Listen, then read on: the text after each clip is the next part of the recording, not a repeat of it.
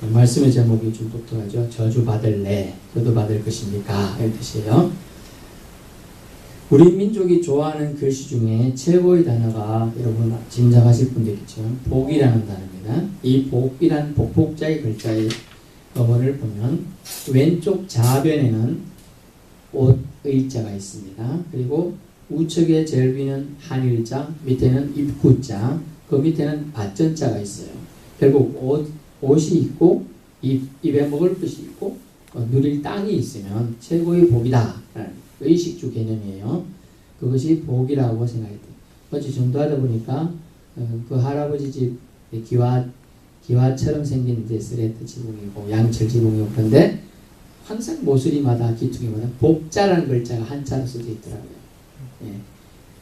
상천도 보고 그렇고 어제는 마을 해안 뒤쪽에 갔는데 있어요. 그래서 사진도 찍어 놨는데 복을 왜 이렇게 좋아하느냐?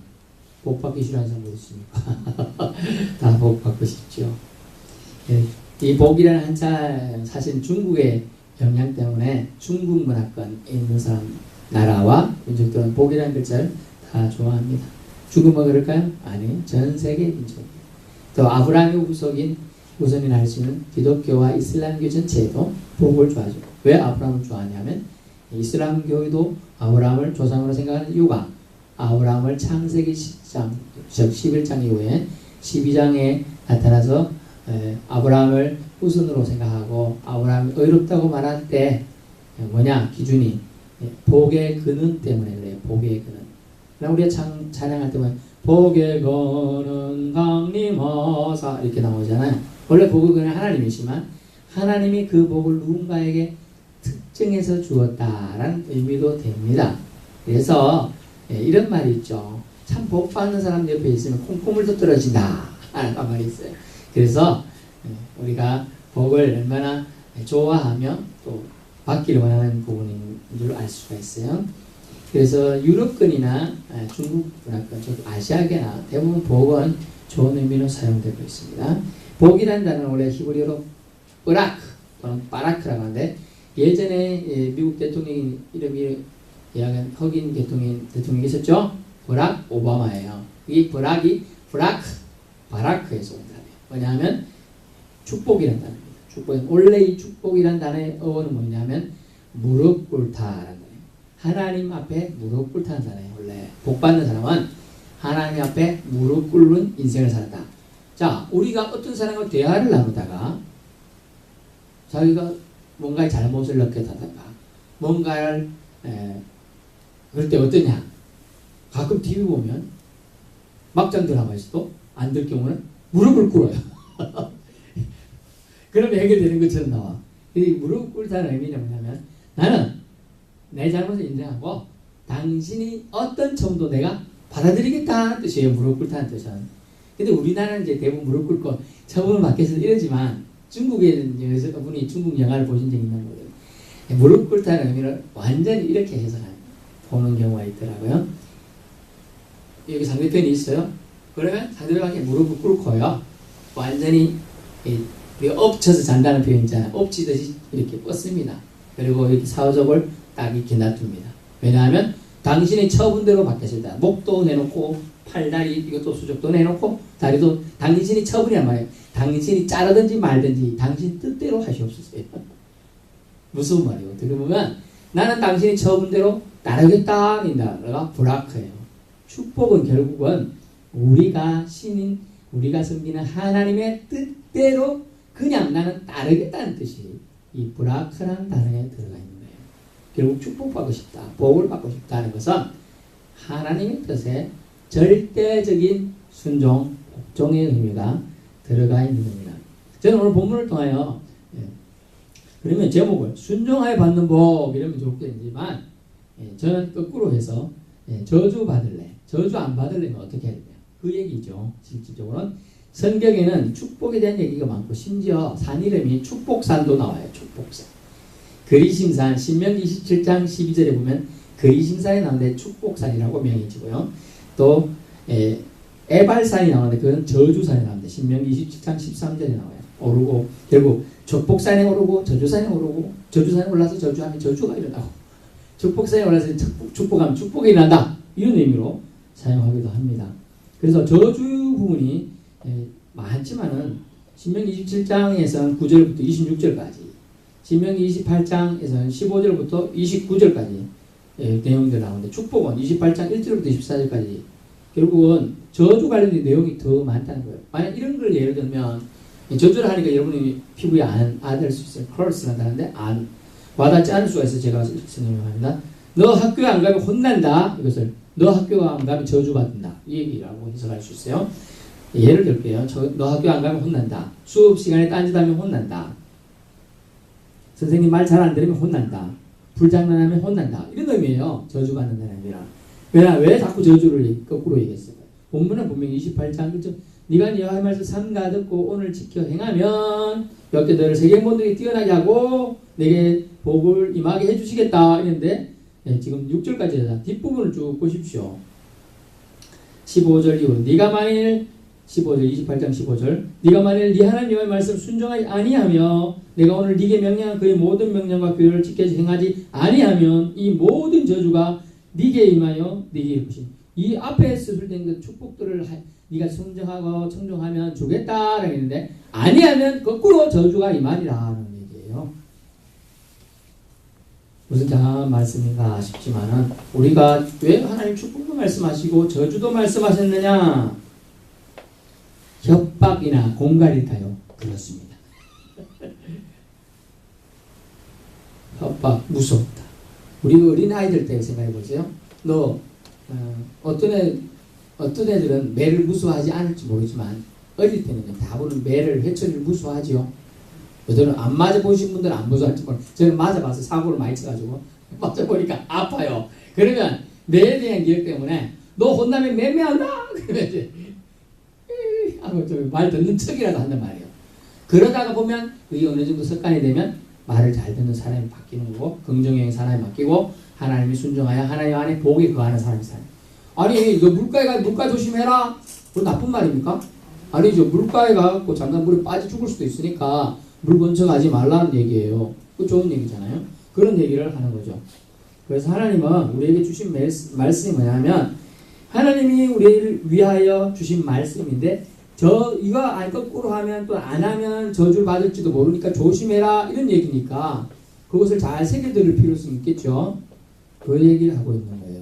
일본의 유명한 기독교인이었던 1930년대경에 사망했던 분이 우찌무라 겐조 또는 우찌무라 간조라는 분이 있었어요. 그 사람은 세 가지를 말했는데 최고의 세 가지 저주가 있다. 세상에 최고의 세 가지 저주가 있다. 첫 번째는 하나님이 아무리 해도 믿어지지 않는다. 그게 최고의 저주라는 거예요. 여러분 하나님 믿어지십니까? 네, 여러분 축복받은 거예요. 벌써 이거 한 가지만 해도 축복 안에 있음을 알 수가 있어요. 최고의 저주가 하나님이 아무리 해도 안 믿어진다는 거예요. 심지어 교회 생활을 했는데도 안 믿어진다는 거예요. 두 번째는 뭐냐면 성경 말씀을 아무리 읽어도 그 말씀이 들리지가 않는데요. 읽는데 왜 안 들려? 다시 들리죠. 그죠? 제가 지금 읽어드리니까 들었죠? 뭐 잘 안 들려도 웅웅웅해도 들립니다. 근데 성경 말씀을 아무리 읽어도 아무리 지식적으로 알아도 그 말씀이 깨달아지지 않는다는 것이에요. 그 말씀이 들려져야 그 말씀이 나를 읽어내야 말씀이 나를 읽어내야 내 자신을 변화가 일어나는 겁니다. 나의 삶이 변화가 일어나는 근데 말씀이 나를 읽지 않아요. 목사님 뭔 소리 하지? 말씀이 어찌 나를 읽지? 말씀이요. 나에게 좋은 말씀을 와닿는 걸 그걸 말씀이 나를 읽는다는 거예요. 자, 오늘날 성경 말씀에 예를 들면 말씀이 네가 오른손을 하는 것을 왼손이 모르게 해라 이런 말씀이 읽어졌어요. 깨달아지는 건 어떻게 합니까? 말씀 대학이가 오늘 천행을 참 했어. 갖다 보니까 어떤 사람이 있어. 1,000원짜리 한 장 도와줬어. 오른손이 아니라 왼손이 모르게 하라 이 말씀이 왔는데 가다가 기분 너무 좋아. 아무 그냥 내가 가다가 어디 거지가 있을 때 불쌍해서 내가 1,000원 줬다. 그래 뭐야? 오른손이 아니고 왼손이 한 게 지금 자랑했잖아. 그러면 안 되는 거예요. 그러니까 말씀이 나를 읽도록 하려면 말씀이 읽도록 해야지 은혜가 되는데 이분은 그렇게 적용하지 못한 거예요. 그래서 이것도 일종의 말씀 아무리 읽어도 그 말씀이 자신에게 이해되어 들리지 않기 때문에 저주에 해당합니다. 세 번째는 뭐냐면 감사의 마음이 없는 심령, 이것이 우쭈마라 견주가 말한 최고의 저주 가운데 있는 세 번째 입니다. 감사의 마음이 없는 심령이라는 거예요. 생각해보세요. 아무리 지질이 군상이고 힘들게 어렵게 살아온 인생도 지난날 지금 50평생 살았다, 70평생 살았다, 60평생 살았다 생각해보세요. 지난날 돌아봅니다. 60년 전, 50년 전. 자, 응애 하고 출생하고부터 기억이 날 때부터 보통 6살, 7살 초등학교 기억이 난다고 생각해봅시다. 근데 한 가지도 감사할 게 없다. 말이 됩니까? 안 돼요. 밥을 내가 스스로 먹은 것도 감사하고, 우리 부모 입장에서는 애가 숫돌이 지나가고 스스로 걷는 거 봐도 하나님 감사합니다. 애가 정상적으로 걷네요. 조함압에 안 걸리고 감사합니다. 막 이렇게 가잖아요. 그런 감사가 아예 없는 거야. 그것도 저주받았다. 이 세 가지가 들었습니다만, 오늘 저는 이제 한 가지만, 하나님 말씀이 아무리 지식적으로 알아져도 깨달아지지 않는 거, 말씀이 들리지 않는 거, 이것이 성경을 통해서 주는 오늘 한 가지만 보는 교훈이 되는 겁니다. 뭡니까?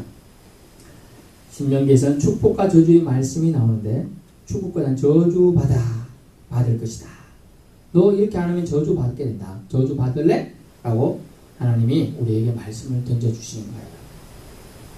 왜일까요? 협박이나 공갈로서 느끼던 저주 쪽이 아니라 축복이를 선택하기 원하는 하나님 아버지의 사랑이 담겨있기 때문입니다. 우리 하나님 아버지의 사랑이 그 한편에는 얼마나 이렇게 해서까지라도 자기 백성이 엇나가지 않기를 바라는 거예요. 어그러진 길로 가지 않기를 바라는 거예요. 죄의 저주로 하나님을 믿지 못한다면 저주를 선포하신 하나님께서 28장 20절에서 24절 내용, 20절에서 68절 말씀들을 심심하면 꼭 읽어보시기 바래요. 안 심심해서 안 읽어도 된다 그 뜻이 아니에요. 제가 말하는 건 마음이 생각나고 생각나면 읽어보라는 게 대표적인 몇 가지만 28절, 20절에서 24절. 네가 악을 행하여 그를 잊음으로 네 손으로 하는 모든 일에 여호와께서 저주와 혼란과 책망을 내리사 망하며 속히 파멸하게 하실 것이요 여호와께서 네 몸에 연병이 들게 하사 네가 들어가서 차지할 땅에서 내 마치는 너를 멸하실 것이요. 심지어 또 여호와께서 22절 폐병과 열병과 염증과 학질과 한재와 풍재와 썩는 재앙으로 너를 치시니 이 재앙이 너를 따라서 너를 진멸하겠고 네 머리 위에 하늘은 노시 되고 머리 위에 하늘이 노시 돼. 청동 말이에요. 네 아래 땅은 철이 되버려. 그러고 우리가 농사 지을 수 있어요? 땅이 다 쇠가 되어버리면 농사를 못 지면 우리 먹을 게 없잖아요. 죽어요. 24절 여호와께서 비 대신에 비를 오늘 내리는데 비 대신에 티끌과 모래를 하늘에서 막 내려버려. 모래가 하늘에서 내린다니까요. 우리 흙먼지, 미세먼지 한 낀날 앞에 안 보이죠? 그런 게 된다는 거예요. 지금 마침내 너를 멸하리라. 옛날에 우리 때 어릴 때 생각해보세요. 우리 어머니 시대들 생각해보세요. 대부분 맑은 날, 흐린 날, 비 온 날, 눈 온 날 이 정도밖에 구분이 안 됐어요. 요새는 뭡니까? 먼지 낀 날, 황사 먼지 온 날, 미세먼지 온 날, 초미세먼지 온 날 다 달라요. 지금 숨쉬기 힘들어요. 지금 서먹 웃긴 날까지 이제 있죠. 그런 날을 비슷도록 합니다. 주님은 그래서 말씀을 심심해서 기록한 것이 아니에요. 하나님 말씀을 시험하지 마십시오. 하나님 말씀을 우리는 망각했다라고 본문에서 말하고 있어요. 잊어버렸습니다. 이는 은혜를 잃어버린 거죠. 기억하셔요. 악을 행하는 자는 하나님을 잊은 자입니다. 하나님을 잊었기에 악행을 저지르고 저주 아래 있는 것을 깨닫지 못하는 것입니다. 깨닫지 못하니 스스로 탈출도 생각지 못하겠죠. 멸망으로 치달아갈 뿐입니다. 축복과 저주의 갈림길은 한끗 차이예요. 기억하세요. 한끗 차이.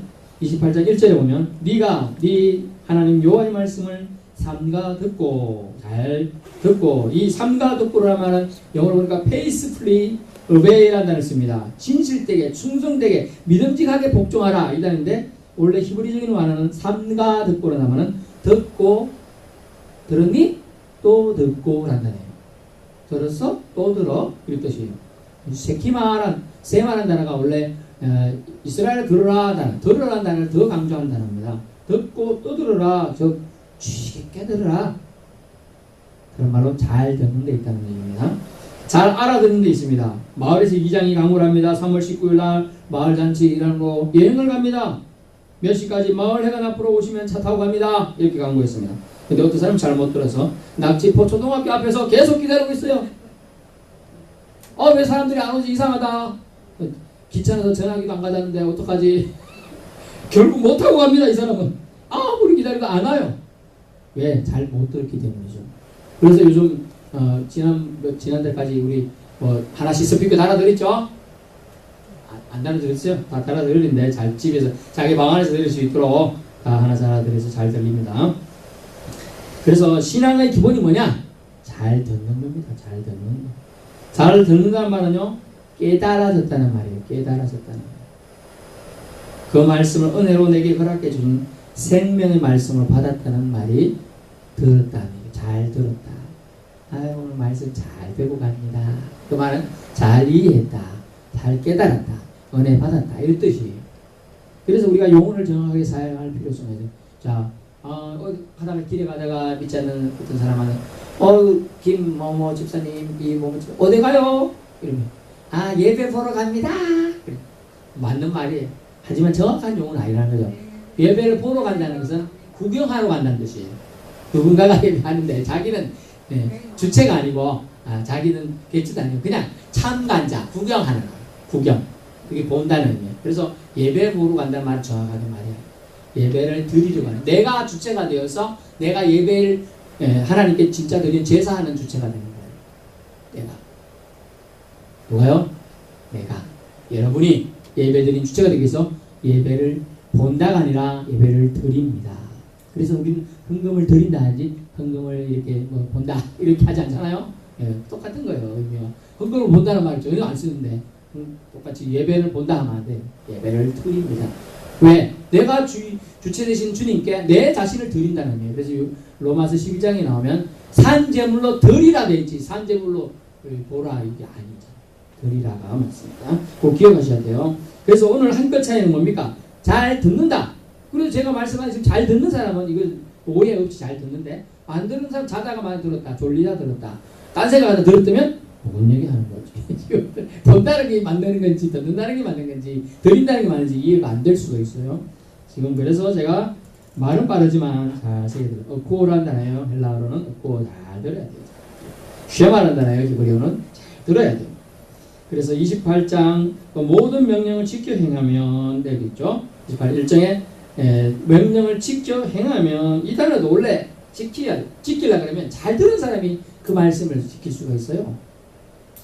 또 2절 보니까 요 말씀을 청종하면 귀 기울여 듣는다는 단어가 청종해야 돼요. 청자가 들을 청자잖아요. 귀를 땡겨가지고 이렇게 기울인다는 뜻이에요.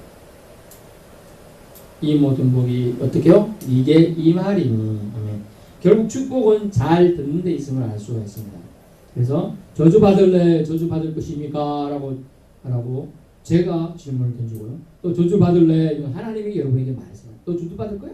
아니지. 그렇다면 순종의 길로 가야 한다. 라는 거죠. 저주는 잘 듣지 않는 데 있습니다. 지키 행하지 않으며 순종하지 않는 데에 있는 거예요. 그래서 말씀 시간에 잘 듣는 것이 최고로 중요한 거예요. 축복이에요. 그게. 딴 생각하지 않고 근심하지 않고 잡담하지 않고 졸지 않는 거 이것이 하나님께서 말씀하신 축복의 길이라는 거예요. 최고의 저주 아래 하나님 말씀을 들어도 아무리 들어도 들리지 않고 아무리 들어도 깨달아지지 않고 아무리 해도 믿어지지 않는 것 저주가 우리의 삶 가운데 떠나야 한다는 것이죠. 그러려면 우리는 결단해도 하나 주님 앞에 주님 품에 살다가 하나님 품에 안기고 싶습니다 라는 그런 간절함들이 우리 속에 있어야 한다는 거죠. 그래서 듣고 기억이 돼. faithfully obey. 삼가 듣고 또 듣겠습니다. 주님 말씀하셨습니까? 제가 듣습니다. 그리고 또 듣겠습니다. 새기겠다는 뜻이요. 마음판에 새겨서 행동하겠다. 여러분의 말을 잘 들어주는 손주가 귀엽고 이쁘지요. 똑같습니다. 하나님도 하나님 말씀 잘 듣고 지키는 사람을 이쁘게 하고 이뻐하고 복 주고자 하는 거예요. 그래서 오늘 축복의 장 저주와 함께 저주는 사실 축복을 위한 길이에요. 너 이렇게 하면 저주 받는데 이렇게 저주하는 길 가지 않으면 축복 받는 거 아닙니까? 그래서 우리가 순종하여 받는 복 그것은 하나님의 잘 들어라는 거죠. 하나님 말씀을 잘 듣고 축복의 길로 들어가는 저와 여러분 되시기를 축원합니다. 감사합니다.